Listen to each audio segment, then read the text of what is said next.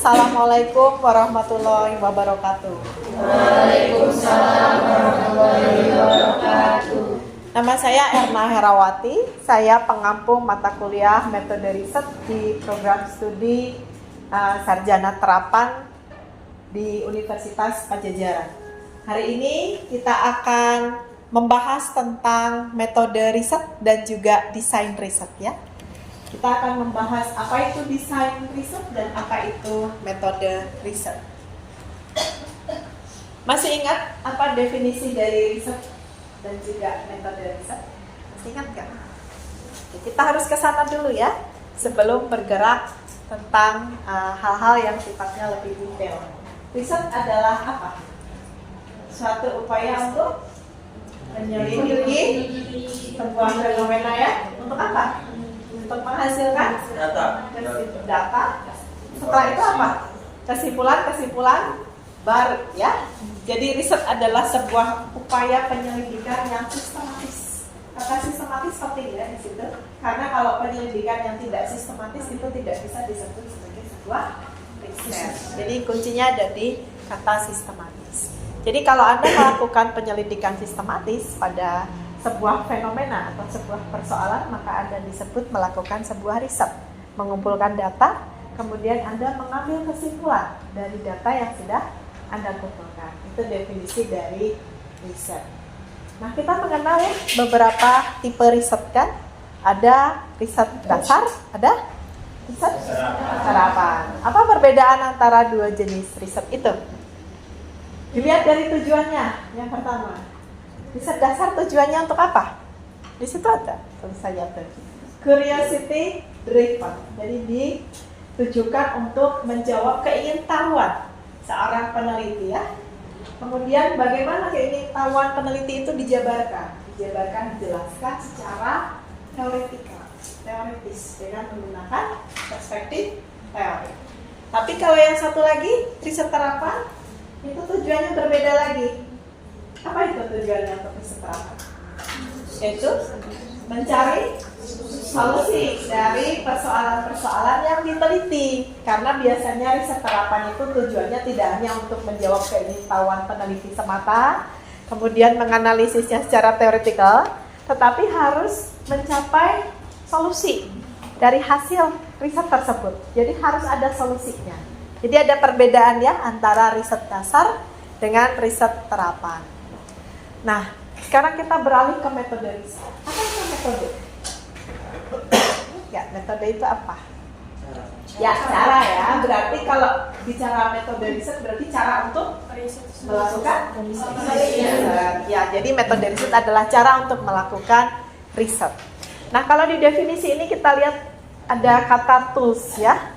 Jadi metode riset itu sebetulnya definisi lengkapnya adalah seperangkat alat yang digunakan untuk melakukan riset. Nah, itu disebut sebagai metode riset. Bayangkan yang dimaksud dengan metode riset itu adalah cara kita mengolah sesuatu ya, memasak sesuatu. Dan kalau kita analogikan dengan proses memasak, maka fenomena yang kita teliti itu anggaplah sebiring daging. Mau diapakan itu? Kita harus punya desain, cita-cita ya. Ini mau jadi apa sih sebetulnya riset ini? Apakah riset dasar? Apakah riset terapan? Kita harus memilih desain. Kemudian juga bagaimana cara kita mengumpulkan data, mengolah data, menyajikan, itulah yang disebut sebagai metode riset. Jadi tampak ya kaitan antara fenomena, kemudian desain dan juga metode. Kalau Anda salah memilih desain, hasil masakannya bagaimana? Sesuai atau tidak dengan keinginan? Tidak. Begitupun kalau kita salah memilih metode, ya. Mau cita-citanya mau memasak daging menjadi sate, metodenya direbus. Jadi sate enggak? Enggak kan ya? Oke, jadi seperti itu betapa pentingnya menetapkan desain di awal sebuah penelitian dan juga menetapkan metode riset yang tepat di dalam penelitian supaya hasil yang kita harapkan sesuai ya. Tadi kalau tujuan risetnya adalah riset dasar teoretikal, maka metodenya akan mengikuti itu, mengikuti si desain ya, pakai kuali kuanti nggak masalah, tetapi harus sesuai dengan desain risetnya. Kemudian kalau kita memilih metode juga harus jelas, mau kuanti atau mau kuali atau mau campuran. Seperti halnya kita memasak tadi ya, mau direbus, mau digoreng, mau dipanggang. Kan nggak mungkin satu bahan masakan diolah dengan semua cara. Ya nanti akhirnya nggak jadi kan, makanannya tidak enak dimakan. Nah seperti itu metode riset. Jadi Anda harus benar-benar ingat ya, ketika Anda melakukan sebuah riset, yang Anda harus siapkan adalah desain, dan kemudian adalah metode. Ingat-ingat itu. Kalau ini nggak matang, maka makanannya juga nggak bisa dimakan gitu ya. Oke. Baik, kita beralih ke desain riset. Jadi desain riset itu apa? Tadi saya jelaskan pakai gambar makanan ya. Desain itu adalah semacam menu atau resep yang akan kita lakukan. Desainnya mau apa? Mau kuali atau mau kuanti? Masing-masing desain ini memiliki karakteristik masing-masing. Kalau kita mau melakukan riset dasar kualitatif, ada aturannya. Mau melakukan riset terapan kuantitatif, ada aturannya. Semua itu ada pakemnya ya. Jadi jangan sampai keliru ya. Anda pilih desainnya dulu. Setelah itu metodenya akan mengikuti. Oke? Nah, ini ada penjelasan detail tentang apa sih karakteristik dari desain riset yang dua ini. Yang pertama misalnya kualitatif, menjawab pertanyaan why. Ya, ingat-ingat ya, kalau kualitatif menjawab pertanyaan mengapa. Kalau Anda ditanya dengan pertanyaan mengapa, jawabannya panjang ya. Karena, banyak kan? Nah, seperti itu. Jadi kualitatif itu purpose-nya atau tujuannya adalah menjawab pertanyaan why. Jika Anda punya satu fenomena yang akan diteliti, kemudian pertanyaan penelitian Anda adalah mengapa sesuatu itu demikian, maka Anda sebaiknya memilih desain yang kualitatif. Apabila pertanyaan penelitian Anda bertujuan untuk menjawab pertanyaan how many, how much, berapa banyak ya, berapa besar, maka sebaiknya Anda memakai desainnya kuantitatif, ya. Lalu juga data tipe yang akan dihasilkan dari riset itu akan berbeda kalau kita sudah memilih desain yang berbeda. Pada riset kualitatif itu tipe datanya adalah simbol, kata-kata gitu ya. Kemudian hasil observasi, misal berupa foto, video dan lain-lain. Sementara dalam kuantitatif datanya akan berbentuk numbers ya. Oke, kemudian kalau kita lihat dari approach-nya atau pendekatannya juga berbeda antara desain kuali dengan desain kuanti. Pendekatan dalam desain kuali adalah interpretif, observatif ya. Dalam desain kuanti itu pendekatannya adalah testing. Makanya dalam riset-riset kuantitatif selalu ada hipotesa dan juga hipotesis testing, diukur semuanya dengan tes ya. Dalam statistik kan dipakai ya untuk mengukur, mau pakai regresi, mau pakai ANOVA, mau pakai t-test, semuanya ada uji tes di dalam kuantitatif. Kalau di dalam kualitatif tidak ada uji mengetes berapa banyak orang yang setuju, itu nggak ada ya di dalam kuali, itu yang ada di dalam kuanti. Yang ada di dalam kuali adalah menginterpretasikan. Jadi apa sebabnya mereka misalnya menyukai satu partai tertentu? Oh karena deskripsi semuanya ya, hasil analisisnya, karena approach-nya adalah interpret. Kemudian di sini analisis, grouping of common data, non-statistical analysis.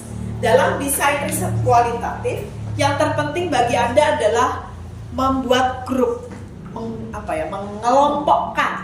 mengelompokkan data yang sama yang beda, jawaban yang sama, jawaban yang beda. Tetapi jawaban yang sama dan beda tidak perlu dihitung.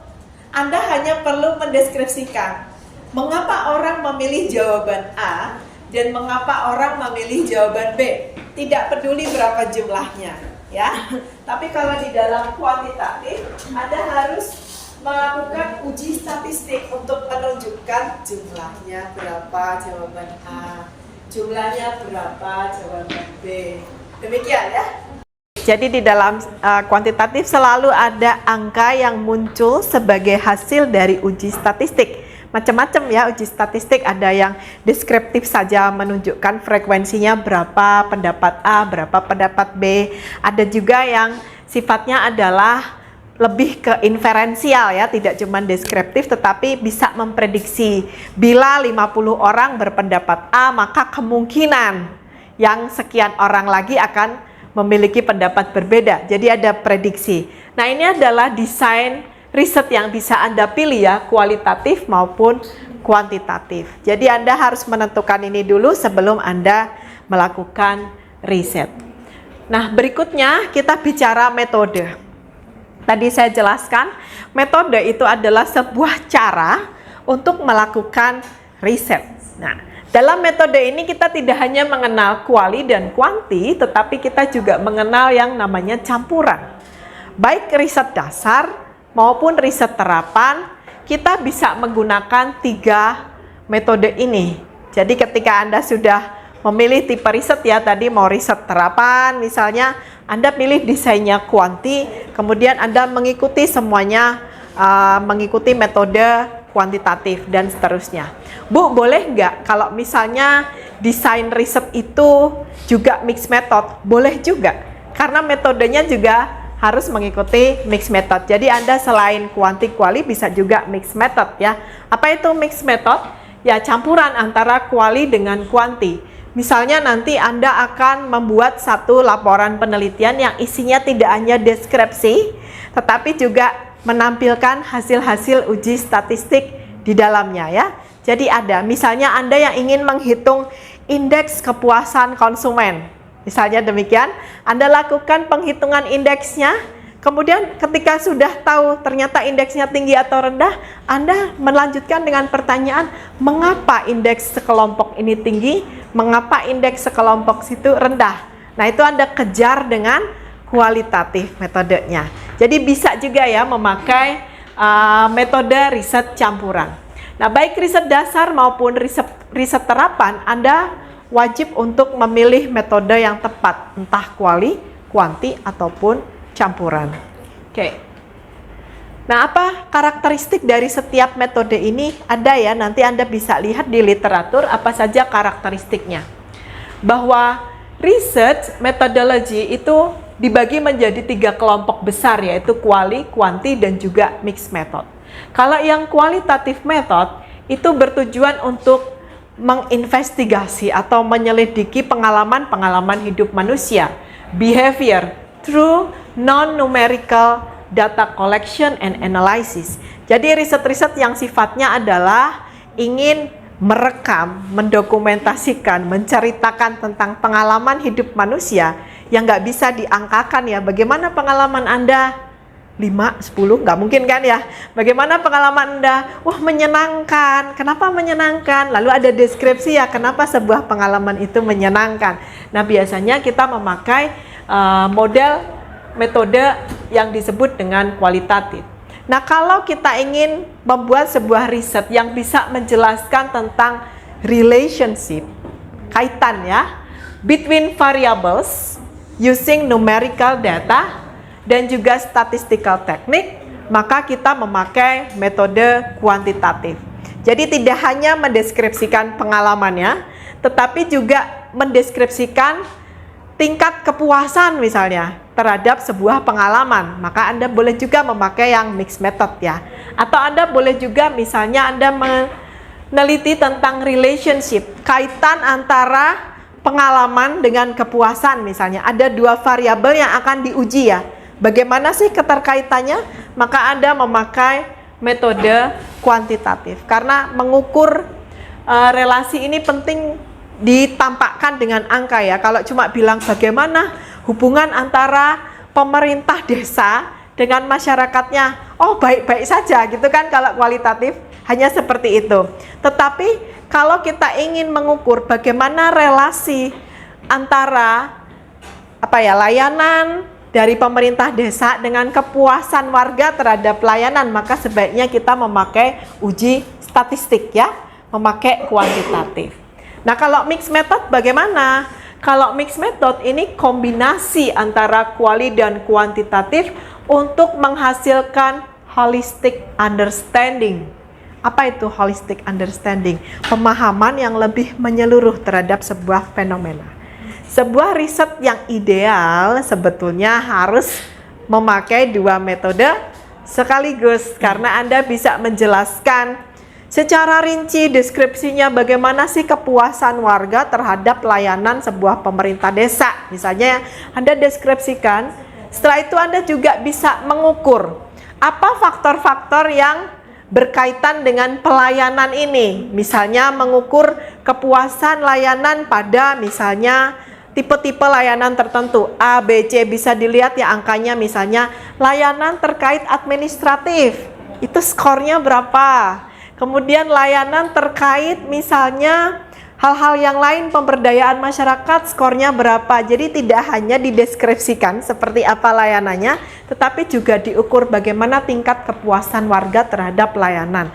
Nah misalnya seperti itu. Jadi ini adalah karakteristik dari metode riset. Sebelum Anda melakukan riset, Anda harus benar-benar pilih ya desainnya seperti apa, metodenya juga mengikuti desain tersebut. Nah ini adalah ringkasan dari karakteristik metode riset ya. Anda bisa lihat di sini. Kuantitatif itu bergantung pada computation numbers atau perhitungan angka. Kualitatif bergantung kepada interpretation pada teks ataupun picture. Nah kalau campuran itu bergantung kepada keduanya. Nah bagaimana karakteristik metode kuantitatif? Di sini ada tujuannya yaitu to confirm or test something. Jadi kalau Anda pengen mengetes untuk melihat bagaimana kaitannya, mengetes teori atau mengetes hipotesis, Anda bisa pakai kuantitatif. Nah kalau Anda hanya tujuannya adalah to understand something, maka Anda bisa pakai kualitatif. Tidak perlu sampai confirm numbersnya berapa gitu ya. Kalau kualitatif justru hanya fokus kepada understanding something, konsep, misalnya pikiran-pikiran atau pengalaman. Nah, kalau kualitatif dan kuantitatif disatukan itu menjadi satu metode riset yang disebut mixed method. Di dalamnya apa? Di dalamnya menjelaskan antara ini ya, testing dan juga description. Dua-duanya dipakai. Metode riset campuran ini punya dua tipe lagi kalau dipecah ya. Yang disebut dengan sekuensial. Sekuensial itu artinya urutan. Mana yang dilakukan lebih dulu, kuanti atau kuali. Misal tadi ya, Anda melakukan kuanti dulu. Saya mau hitung indeks kepuasan warga desa terhadap layanan aparat desa. Ya, hitung angkanya ketemu, kok indeksnya rendah ya. Kemudian Anda pengen tahu, mengapa ya kok indeksnya rendah? Maka Anda melakukan riset lanjutan dengan metode kualitatif. Itu disebut sebagai sekuensial dengan kuanti jalan duluan, kuali jalan belakangan. Ada juga yang dibalik, sekuensial, kuali jalan duluan, kuanti belakangan. Seperti apa? Biasanya itu riset-riset yang dipakai untuk membangun instrumen kuantitatif. Misalnya belum pernah ada pengukuran secara numerik tentang angka partisipasi perempuan misalnya di sebuah desa. Nah, bagaimana ya kita bisa membuat pengukuran itu? Pertama, Anda harus membangun instrumen. Anda melakukan FGD dulu dengan warga desa ya. Saya mau tanya sih yang disebut partisipasi itu apa sih? Kalau orang disebut partisipasi apabila dia ngapain aja, kumpulin dulu ngobrol ya dengan ibu-ibu, dengan perangkat desa dan lain-lain dikumpulkan. Kemudian Anda akan mendapatkan data yang disebut sebagai variabel-variabel. Oh, yang disebut partisipasi itu adalah kalau misalnya ikut kegiatan minimal sebulan sekali. Oh, partisipasi itu disebut tinggi kalau ikut kegiatan sebulan, kalau ada 4 kegiatan itu ikut 3, berarti lebih dari 75% ikut kegiatan. Kemudian hasil dari FGD ini Anda pakai untuk mengembangkan instrumen kuantitatifnya. Kemudian Anda melakukan survei. Nah, itu kalau yang tipe sekuensial kualitatif jalan duluan. kemudian dipakai untuk mengembangkan instrumen. Nah, model sekuensial yang ini, yang kuali jalan duluan itu biasanya dipakai oleh orang-orang yang ingin mengembangkan satu instrumen kuantitatif yang terstandarisasi. Misalnya ya, Bappenas mau bikin indeks pengukuran kualitas keluarga. Ya, kalau mau ngukur gitu gimana ya? Cari dulu deh variabel-variabel yang bisa diukur dengan cara kualitatif. Kumpulin banyak orang dari beberapa dinas FGD, kumpulin masyarakat FGD sampai ketemu variabelnya apa. Kemudian Bappenas membangun sebuah instrumen. Nah, instrumen ini nanti dipakai untuk survei kuantitatif. Seperti itu ya. Jadi ada beberapa model. Lalu yang kedua adalah paralel. Ini apabila kuanti-kuali jalan bareng, nggak gantian, jalan bareng. Jadi Anda akan menggambarkan misalnya bagaimana pendapat warga tentang layanan di desa ya. Anda jalankan kualinya ya, tanya ini, terus Anda ukur juga, udah ada instrumennya nih. Nah, Anda lakukan bersama-sama ya. Jadi itu bedanya sekuensial dengan paralel. Sampai di sini bisa dipahami? Ya. Baik. Kalau Anda menulis sebuah proposal riset, selalu ada bagian yang disebut dengan metode riset ya. Atau ada juga yang memberi judulnya itu metodologi. Di dalamnya itu isinya apa? Kalau Anda buat proposal atau buat laporan, isinya adalah ini. Pertama, desain. Kedua, populasi dan sampling. Ketiga, teknik pengumpulan data. Keempat, bagaimana Anda akan melakukan uji validitas data. Ketiga, analisa data. Dan keempat, biasanya tambahan itu adalah etika riset ya. Jadi di bagian metode, kalau Anda buat laporan ya, ataupun buat proposal, bagian metode itu wajib ada isinya ini. Itu juga yang ada di format skripsi ya. Ada kan itu bagian metode riset. Nah, desain tadi Anda memilih, ya udah saya jelaskan bagaimana memilih desain. Kemudian bagaimana memilih sampel. Apa yang disebut sampel? Apa bedanya sampel dengan populasi? Lihat dari gambar itu aja udah kelihatan sebetulnya ya. Nah, ini populasi, ini sampel. Jadi apa itu sampel? Sebagian kecil dari populasi yang bisa menggambarkan ya sebuah populasi. Kalau tadi sudah milih desain, milih metode, maka sampelnya itu mengikuti ya, mengikuti desain dan mengikuti metode, tidak boleh ngasal ya. Oke, kalau untuk kuantitatif itu tipe sampelnya adalah probability dan non-probability. Kalau probability itu seperti apa? Semua orang punya kesempatan yang sama atau beda? Probability sama, ya kan? Sama untuk dipilih. Sekelas ini saya pilih sebagai random, ya, sebagai sampel random. Semua orang punya peluang yang sama untuk terpilih maupun tidak. Nah, itu namanya non-probability. Namanya probability. Kalau non-probability tidak sama. Kenapa? Karena saya hanya memilih yang laki-laki aja. Berarti yang perempuan pasti nggak kepilih kan? Atau saya memilih hanya yang perempuan saja, yang laki-laki sudah pasti tidak terpilih. Itu non-probability. Nah, dalam kualitatif ini mengikuti non-probability karena hanya memilih orang-orang tertentu yang memang sesuai dengan tujuan riset saya. Nah, istilah lain dari non-probability dalam kualitatif adalah purposive sampling, based on purpose. Tujuan riset saya adalah mencari tahu bagaimana opini perempuan terhadap teknologi digital. Berarti yang saya pilih siapa informannya, sampelnya? Perempuan kan? Yang laki-laki nggak akan saya pilih kan? Karena tujuan riset saya adalah pada perempuan. Nah, kalau campuran ya berarti mix ya antara model pengambilan sampel kuanti dan juga model pengambilan sampel kuali. Jadi ini ya beda ya tipikal sampelnya. Sampel kuantitatif ya ini. Yang probability modelnya apa? Simple random sampling. Satu kelas ini saya suruh berhitung ya. Oke, terus saya bilang yang angkanya bisa dibagi 3 misalnya. Terus semuanya ngacung kan yang bisa dibagi 3. Yang hari ini pakai sepatu warna hitam. Random banget kan? Ada juga simple random sampling, modelnya saya ambil ganjil aja. Kalian berhitung 1, 2, 3 gitu.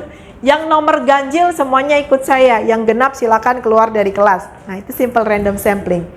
Nah, ini dipakai di dalam kuantitatif. Ada pula yang sistemnya systematic random sampling. Ya, saya kelompokkan dulu mahasiswa yang perempuan di sebelah kiri.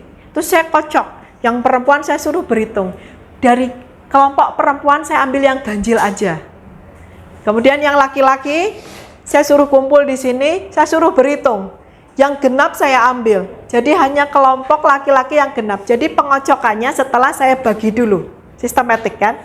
Kalau yang tadi simple random, acak semuanya, saya pilih yang ganjil genap aja. Tapi kalau yang sistematik, saya pilah dulu, kemudian kocok di setiap grup. Itu sistematik. Ya. Berikutnya ada lagi yang stratified sampling. Stratified sampling berjenjang. Misalnya, saya akan memilih sampel dari tingkat kecamatan sekian, tingkat kelurahan sekian, kemudian turun RW, RT. Itu namanya stratified. Ya, oke. Nah, kemudian cluster sampling. Cluster ya pengelompokan. Saya kelompokkan orang-orang yang dapat bansos.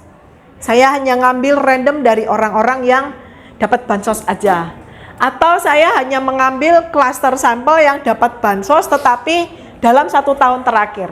Jadi ada beberapa cara ya untuk mengambil sampel probability dalam kuantitatif. Nah, dalam kuantitatif, sampling ini penting sekali karena menentukan valid tidaknya sebuah penelitian. Ya. Kalau cara ngambil sampelnya salah, jumlahnya pun salah, ya tidak mewakili tadi ya, tidak mewakili ini. Harusnya kalau dari 1000 orang itu kalau mau valid ya minimal 10% misalnya. Berarti harus diambil 100. Sampel Anda cuma 30. Kurang lah ya, kurang valid lah, kurang mewakili populasi. Nah, itu ada aturannya di dalam kuantitatif. Jadi Anda harus benar-benar memperhatikan sampling di dalam kuantitatif. Jadi valid tidaknya penelitian kuantitatif ditentukan dari sampling. Karena numbers itu penting dalam kuantitatif. Kalau kualitatif nggak penting kan? Oke. Lalu ada cara mengambil sampel kuantitatif yang non-probability. Disebut convenience, purposive, quota sampling, dan juga snowball sampling. Tapi ini jarang sekali dipakai di dalam kuanti. Karena apa? Karena kuanti itu dia berbekal pada numbers. Kalau cuman segini, ini biasanya dipakai untuk yang kajian-kajian latihan kecil-kecil gitu ya, sampelnya mungkin hanya 1 kelas atau apa, tetapi tidak bisa dipakai untuk generalisasi. Ya, dalam kuantitatif hal terpenting tujuan penelitian itu adalah untuk generalisasi. Untuk menjadikan hasil penelitian Anda itu mencerminkan seluruh penduduk atau populasi. Seperti sekarang ya, polling pendapat tentang capres nomor 1, nomor 2, nomor 3 ya kan? Setiap hari ada polling kan? Pasti yang ditanya pertama itu yang ditanya siapa? Kalau sampelnya nggak valid dituduh rekayasa, manipulatif gitu kan? Nah, jadi harus benar-benar hati-hati dalam memilih sampling kuantitatif. Ini sangat jarang dipakai karena tidak bisa dipakai untuk generalisasi ya. Oke, bagaimana dalam kualitatif? Ada 2 cara mengambil sampel dalam kualitatif, yaitu purposive sampling dan snowball.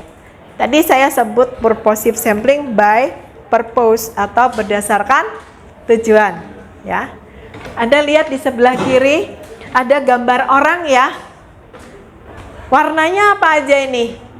Biru, hijau, dan putih. Dan kemudian ada biru yang agak lain lagi ya. Pokoknya ada 4 kategori warna ya.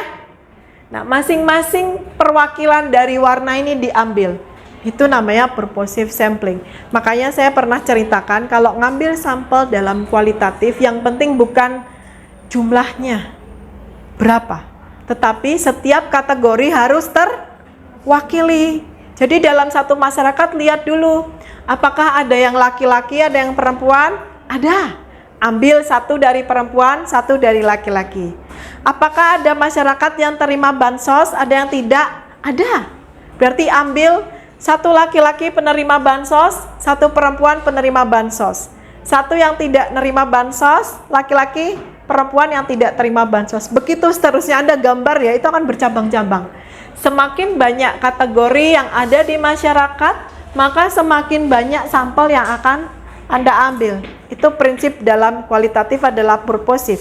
Semua kategori harus diwakili satu orang.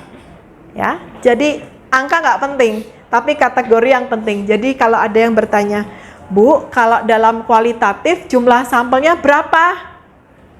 Nah, tergantung dari jumlah kategori. Kalau dalam kuantitatif, Bu, dalam kuantitatif berapa jumlah sampel saya? Populasinya berapa? Saya kan bertanya gitu kan? Kalau dalam kualitatif, kategorinya ada berapa? Nah, itu yang menentukan jumlah sampel. Nah, yang berikutnya adalah snowball sampling. Snow itu apa? Salju. Bola salju, tahu kan seperti apa bola salju? Kalau menggelinding makin besar ya.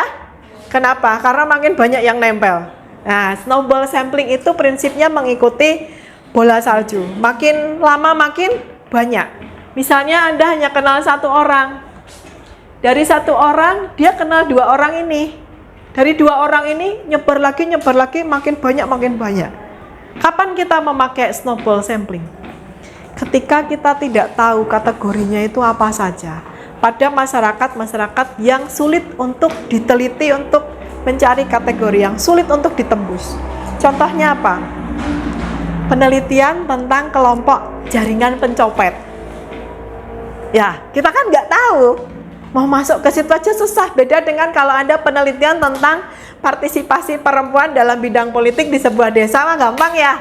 Masuk aja ke situ. Makanya teman-teman statistik kalau mau melakukan survei, dia cari instrumen yang sudah tervalidasi untuk mengukur kepuasan pelanggan itu apa.